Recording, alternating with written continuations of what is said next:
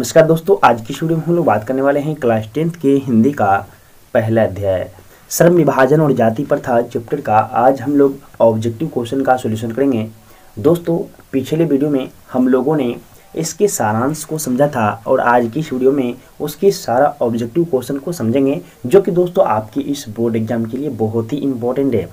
इसलिए दोस्तों वीडियो के अंत तक बने रहे ताकि वीडियो पूरी अच्छी तरीके से आपको समझ में आ जाए और बिहार बोर्ड के एग्जाम में किसी तरह का आपको कोई दिक्कत ना हो। यदि हाँ दोस्तों, आप हमारे इस चैनल पे नए हैं तो हमारे चैनल को सब्सक्राइब करें और बेल आइकन को प्रेस करें ताकि नए नए वीडियो का नोटिफिकेशन सबसे पहले आपको मिले।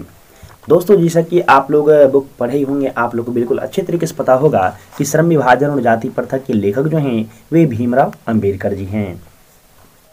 हमारा पहला क्वेश्चन है, श्रम विभाजन और जाति प्रथा के लेखक कौन हैं? दोस्तों, आप लोग को बिल्कुल अच्छे तरीके से पता है कि श्रम विभाजन और जाति प्रथा के लेखक जो हैं वे भीमराव अंबेडकर हैं। तो हमारा राइट आंसर हो जाएगा ऑप्शन नंबर ए। अगला क्वेश्चन दोस्तों, आधुनिक सभ्य समाज श्रम विभाजन को आवश्यक क्यों मानता है? आधुनिक सभ्य समाज जो हैं वे श्रम विभाजन को आवश्यक क्यों मानते हैं? क्योंकि कार्य कुशलता के लिए कि काम सही तरीके से हो जाए, इसी के लिए सभ्य समाज कार्य कुशलता के लिए ही श्रम विभाजन को आवश्यक मानते हैं। अगला क्वेश्चन दोस्तों, डॉक्टर भीमराव अंबेडकर का जन्म कब हुआ था? दोस्तों, भीमराव अंबेडकर का जन्म जो है 14 अप्रैल 1891 ईस्वी महू मध्य प्रदेश में हुआ था। तो इसका राइट आंसर हो जाएगा ऑप्शन नंबर बी। अगला क्वेश्चन दोस्तों, जाति प्रथा श्रम विभाजन के साथ साथ किसका रूप लिए हुए है? दोस्तों, जाति प्रथा जो है यह श्रम विभाजन के साथ साथ ये श्रमिक विभाजन का रूप लिए हुए है। अगला क्वेश्चन दोस्तों, आदर्श समाज स्वतंत्रता, समानता, भ्रातृत्व पर आधारित होगा, यह किसने कहा?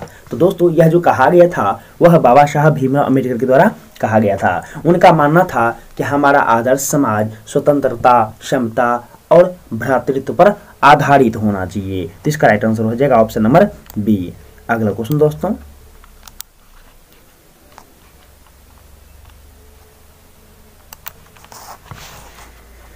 श्रम विभाजन और जाति प्रथा पाठ बाबा साहब की किस भाषण का संपादित अंश है? दोस्तों, ये जो पाठ है श्रम विभाजन और जाति प्रथा, यह किस भाषण का संपादित अंश है? तो इसका राइट आंसर हो जाएगा option number D, annihilation of caste, यानी जाति प्रथा का विनाश नामक एक भाषण तैयार किया गया था बाबा साहब भीमराव अम्बेडकर के द्वारा, उसी का यह संपादित अंश है।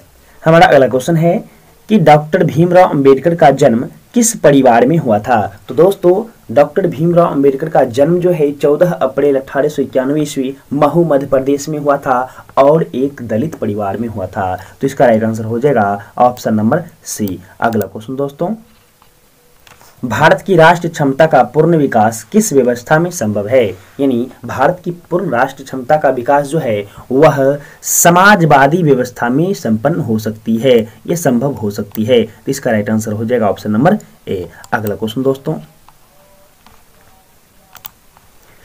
डॉक्टर भीमराव अंबेडकर ने किस प्रथा को आर्थिक पहलू से भी खतरनाक माना है? तो दोस्तों, डॉक्टर बाबा साहब भीमराव अंबेडकर ने आर्थिक दृष्टिकोण से भी जाति प्रथा को बिल्कुल हानिकारक माना है। तो इसका राइट आंसर हो जाएगा ऑप्शन नंबर सी। अगला क्वेश्चन दोस्तों, श्रम विभाजन और जाति प्रथा के लेखक कौन हैं? तो दोस्तों, श्रम विभाजन और जाति प्रथा पाठ जो है इसके लेखक कौन हैं? तो इसके लेखक हैं बाबा साहब भीमराव अंबेडकर। अगला क्वेश्चन दोस्तों, मूक नायक क्या है? तो दोस्तों, मूक नायक जो है एक पत्रिका है। मूक नायक एक पत्रिका है। बाबा साहब भीमराव अंबेडकर ने मूक नायक और बहिष्कृत भारत नामक 2 पत्रिकाएं का प्रकाशन किया था। अगला क्वेश्चन दोस्तों, लेखक की दृष्टि में आदर्श समाज कैसा होना चाहिए? लेखक की दृष्टि में अर्थात बाबा साहब भीमराव अंबेडकर की दृष्टिकोण से आदर्श समाज, हमारा अच्छा समाज कैसा होना चाहिए? तो इसका राइट आंसर हो जाएगा ऑप्शन नंबर ए। उन्होंने माना था कि हमारा समाज, हमारा आदर्श समाज स्वतंत्रता, समानता और भ्रातृत्व पर आधारित होना चाहिए। अगला क्वेश्चन दोस्तों, भारत की जाति प्रथा की विशेषता क्या है? तो दोस्तों, इस क्वेश्चन में आपको बोला गया है कि भारत की जाति प्रथा का इसमें से विशेषता क्या है? तो इसका राइट आंसर हो जाएगा ऑप्शन नंबर सी। यह जो है श्रमिकों का अस्वाभाविक विभाजन है, यह स्वाभाविक विभाजन नहीं है, यह सही विभाजन नहीं है। बाबा साहब भीमराव अंबेडकर के अनुसार कि जाति प्रथा एक श्रमिकों का अस्वाभाविक विभाजन करती है। अगला क्वेश्चन दोस्तों,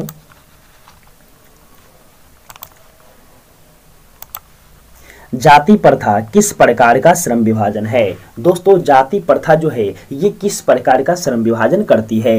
तो इसका राइट आंसर हो जाएगा ऑप्शन नंबर ए, यह अस्वाभाविक श्रम विभाजन करती है जो मनुष्य के रुचि पर आधारित होता ही नहीं है, यह दूसरे ही दृष्टिकोण से काम का बंटवारा कर देती है। अगला क्वेश्चन दोस्तों, भारतीय संविधान के निर्माता के रूप में हम किन्हें जानते हैं? तो भारतीय संविधान के निर्माता के रूप में हम बाबा साहब भीमराव अंबेडकर को जानते हैं। तो इसका राइट आंसर हो जाएगा ऑप्शन नंबर डी। अगला क्वेश्चन दोस्तों, डॉक्टर अंबेडकर की दृष्टि में भाईचारे का वास्तविक रूप कैसा होता है? दोस्तों बाबा साहब भीमराव अंबेडकर के अनुसार भाईचारे का वास्तविक रूप कैसा होता है या कैसा होना चाहिए? तो उन्होंने माना था कि भाईचारे का वास्तविक रूप दूध और पानी के मिश्रण की तरह होना चाहिए ताकि कोई बता ना सके कि इसमें दूध है या पानी है। इसका राइट आंसर हो जाएगा ऑप्शन नंबर बी। अगला क्वेश्चन दोस्तों, जाति प्रथा के अनुसार श्रम विभाजन का आधार क्या है? अर्थात दोस्तों जाति प्रथा के अनुसार जो है काम का बंटवारा किस आधार पर किया जाता है? तो इसका राइट आंसर हो जाएगा ऑप्शन नंबर सी, पैतृक पेशा। अर्थात पिता जो काम करते हैं वही काम उसके बच्चों को दिया जाता है, अर्थात पैतृक पेशा के आधार पर ही काम का बंटवारा किया जाता है जाति प्रथा के अनुसार। डॉक्टर भीमराव अंबेडकर की माताजी का क्या नाम था? दोस्तों बाबा साहब भीमराव अंबेडकर के माताजी का क्या नाम था? तो इसका राइट आंसर हो जाएगा ऑप्शन नंबर डी। आप लोग को भी पहले से पता होगा कि बाबा साहब भीमराव अंबेडकर के माताजी का नाम भीमाबाई था और पिताजी का नाम रामजी मालोजी सकपाल था। अगला क्वेश्चन दोस्तों, डॉक्टर अंबेडकर का संपूर्ण वाङ्मय हिंदी के कितने खंडों में प्रकाशित हो चुकी है? तो दोस्तों बाबा साहब भीमराव अंबेडकर ने जितनी भी कृतियां लिखी थी उन सारे चीज़ों को एकत्र करके उन खंडों को प्रकाशित करवाया गया। कितने खंडों में? तो इसका राइट आंसर हो जाएगा ऑप्शन नंबर 21 खंडों में प्रकाशित हो चुकी है। अगला क्वेश्चन दोस्तों, श्रम विभाजन और जाति प्रथा शीर्षक किनके द्वारा हिंदी में रूपांतरित है? दोस्तों ये जो जाति प्रथा पाठ है, श्रम विभाजन और जाति प्रथा, यह किसके द्वारा हिंदी में रूपांतरण किया गया था? तो दोस्तों इनका यह जो भाषण था एक एनिहिलेशन ऑफ कास्ट वो अंग्रेजी में था, परंतु उनका हिंदी अनुवाद करके हमारे इस पुस्तक में किसने दिया था? तो इसका राइट आंसर हो जाएगा option number C, Lalai Singh Yadav ने इस कहानी का, इस भाषण का संपादित अंश जो लिया और उनका हिंदी अनुवाद किया। अगला क्वेश्चन दोस्तों, डॉक्टर अंबेडकर ने किस पत्रिका का संपादन किया? दोस्तों मैंने पहले ही आपको बताया था कि बाबा साहब भीमराव अंबेडकर ने 2 पत्रिका का प्रकाशन किया था, एक था मूकनायक, दूसरा है बहिष्कृत भारत। तो इसका राइट आंसर हो जाएगा ऑप्शन नंबर बी, बहिष्कृत भारत। अगला क्वेश्चन दोस्तों, जाति प्रथा के पोषकों द्वारा श्रम विभाजन किसका दूसरा रूप माना जाता है? अर्थात दोस्तों जाति प्रथा को मानने वाले लोगों के द्वारा जाति प्रथा का दूसरा रूप श्रम विभाजन को कहा जाता है। तो वही यहाँ पे क्वेश्चन पूछा गया है कि श्रम विभाजन किसका दूसरा रूप कहा जाता है? जाति प्रथा के लोगों को मानने वाले के द्वारा। तो दोस्तों इसका राइट आंसर हो जाएगा जाति प्रथा। अर्थात जातिवाद के पोषक जो जाति प्रथा को मानते हैं वे लोग कहते हैं कि श्रम विभाजन जाति प्रथा का ही दूसरा रूप है। अगला क्वेश्चन दोस्तों,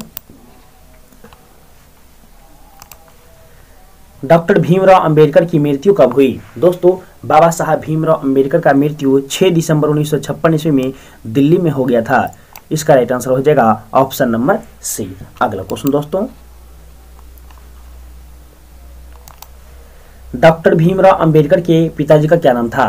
तो दोस्तों बाबा साहब भीमराव अंबेडकर के पिताजी का नाम रामजी मालोजी सकपाल था। इसका राइट आंसर हो जाएगा ऑप्शन नंबर ए। अगला क्वेश्चन दोस्तों, डॉक्टर भीमराव अंबेडकर की रचनात्मक के प्रेरक व्यक्ति कौन थे? दोस्तों बाबा साहब भीमराव अंबेडकर के रचनात्मक के प्रेरक व्यक्ति मुख्यतः 3 व्यक्ति थे, बुद्ध, कबीर, ज्योतिबा फूले। तो ऑप्शन में यहाँ पे आपको दिया गया है ज्योतिबा फूले। तो इसका राइट आंसर हो जाएगा ऑप्शन नंबर बी, वो तीनों थे, बुद्ध, कबीर और ज्योतिबा फूले। उन्हीं के अनुसार ये चलते थे और अपनी रचनाओं को किया करते थे। अगला क्वेश्चन दोस्तों, आधुनिक सभ्य समाज कार्य कुशलता के लिए आवश्यक मानता है। अर्थात दोस्तों आधुनिक सभ्य समाज कार्य कुशलता के लिए क्या आवश्यक मानता है, तो इसका राइट आंसर हो जाएगा ऑप्शन नंबर ए, श्रम विभाजन को आवश्यक मानता है कि जब तक काम का बंटवारा नहीं होगा तो हमारा समाज आदर्श नहीं बन पाएगा। अगला क्वेश्चन दोस्तों, आर्थिक पहलू से भी जाति प्रथा डैश है। आर्थिक पहलू से भी यानी आर्थिक दृष्टिकोण से भी जाति प्रथा डैश है। तो दोस्तों इसका राइट आंसर हो जाएगा ऑप्शन नंबर सी, आर्थिक दृष्टिकोण से भी जाति प्रथा बिल्कुल हानिकारक है। अगला क्वेश्चन दोस्तों, डॉक्टर अंबेडकर ने पीएचडी की उपाधि कब धारण की। बिल्कुल आसान क्वेश्चन दोस्तों कि डॉक्टर अंबेडकर ने पीएचडी की उपाधि जो धारण की थी वह 1916 ईस्वी में धारण की थी। अगला क्वेश्चन दोस्तों, डॉक्टर अंबेडकर का जन्म किस राज्य में हुआ था। तो दोस्तों मैंने आपको पहले ही बताया था कि 14 अप्रैल 1891 ईस्वी में महू मध्य प्रदेश में इनका जन्म हुआ था। तो यह राज्य पूछा गया है तो हमारा राइट आंसर हो जाएगा option number A, Madhya Pradesh. अगला क्वेश्चन दोस्तों, the caste in India their mechanism के लेखक कौन है। दोस्तों the caste in India their mechanism ये जो रचना है वह है बाबा साहब भीमराव अम्बेडकर की रचना है। तो इसका राइट आंसर हो जाएगा ऑप्शन नंबर ए। उम्मीद है दोस्तों ये वीडियो पूरी अच्छी तरीके से आपको समझ में आया होगा। दोस्तों यदि आप इसके सारांश को नहीं जानते हैं तो आप उसके वीडियो को भी देख सकते हैं। तो मैं इस वीडियो के डिस्क्रिप्शन बॉक्स में उस वीडियो का लिंक दे दूंगा, आप वहां से भी उस वीडियो को देख सकते हैं। यदि वीडियो अच्छा लगा हो तो हमारे इस वीडियो को लाइक और कमेंट जरूर करें। धन्यवाद।